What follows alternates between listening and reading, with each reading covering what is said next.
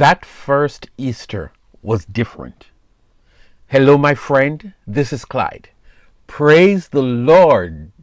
Today is Easter, the anniversary of the day that Jesus rose from the dead. The date for Easter changes regularly, but that still does not stop the celebration from going on each year. Jesus, who died 3 days before, was buried in a most certain and definitive manner, but he came back from the dead that first Easter. The Jesus who brought back to life during his ministry three persons, he himself was raised from the dead on that first Easter. For centuries, the church has made a huge thing about this day, and for very good reason. Christians are the only set of people who can claim beyond dispute that the central figure of their worship died and rose again. So however you choose to, and wherever you are, celebrate Easter, my friend. Jesus Christ himself said these words, "I am the first and the last. I am the living one. I was dead, and now look, I am alive forever and ever." Let me say those last few words again. I am alive forever and ever. Revelation 1:17 and 18. I want, however, to put a hold on the celebration, if only for a moment. That first Easter was nothing like we do these days. Let's start in Matthew 28. Jesus came back from the dead, and two women were the first to receive the news from the angels. They were told to share that news with the disciples, and while they were on their way, they met Jesus in person. In the midst of their spontaneous worship, he gave them an urgent message to tell the disciples to meet him in Galilee. We read that they got there and he wasted no time, but gave them a huge assignment. This was it. Take the gospel message from the most powerful man to the world. In Mark 16, we have a standard version in the first 8 verses with a few differences in details. Mark told us there were 3 women who went to the tomb and heard from a young man who was sitting inside the tomb that Jesus is alive. This account also spoke of the message to be taken to the disciples. Then there is Luke, and in chapter 24, he told us of the women, Galilean women, including Mary Magdalene, Joanna, Mary the mother of Jesus, and others.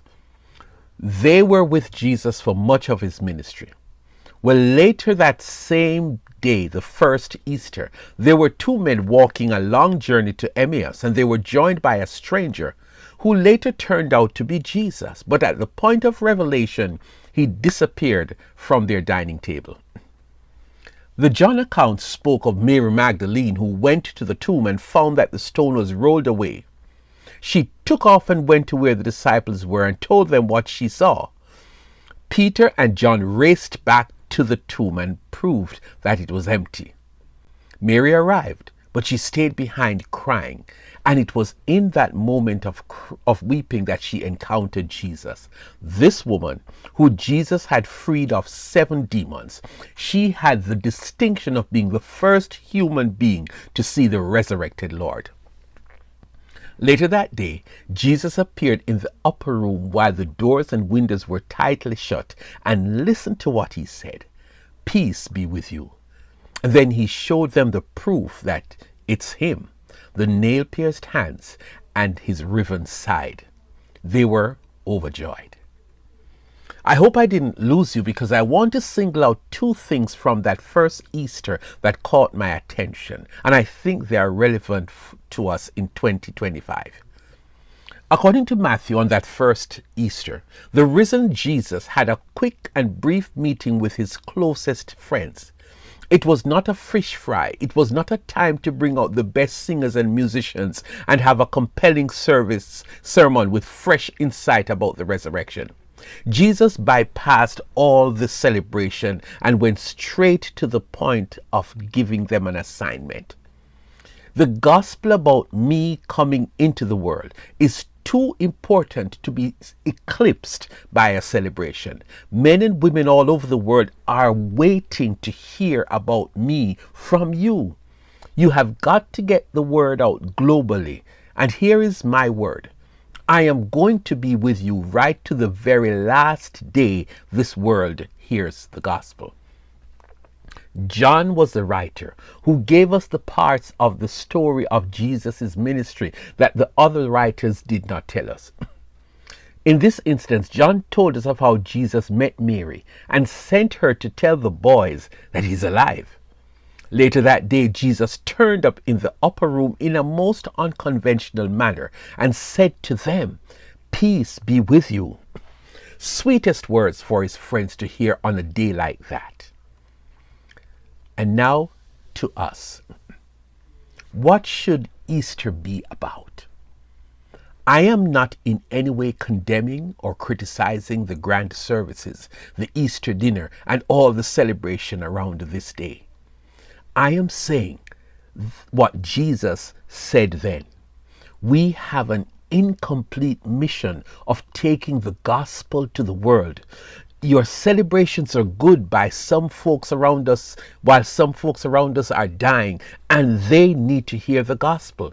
The message that says Jesus came to seek and to save the lost. Luke 19 and verse 10.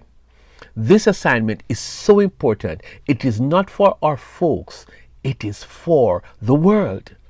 Jesus knew something then about the methodology of 21st century technology to say where we are and send message across the globe without leaving our homes. It is important that we embrace really close to our hearts the words he told the disciples.